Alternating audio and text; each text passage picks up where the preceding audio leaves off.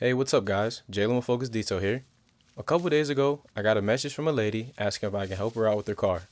She told me she was a single mom of four, and this is her only vehicle, and she relies on it every single day to get to work and take her kids to school. She mentioned over the years it has gotten out of hand, and since her daily driver only had one day to get it done. When I first arrived and saw the car, I could tell it was in pretty rough shape. So first, we'll be clearing everything out, starting with the personal items and trash.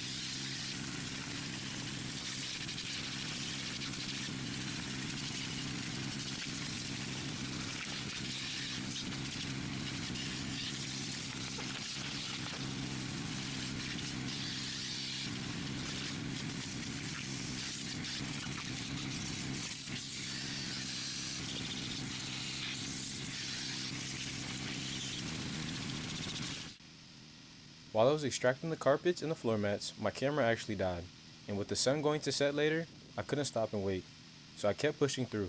Here's where I picked back up.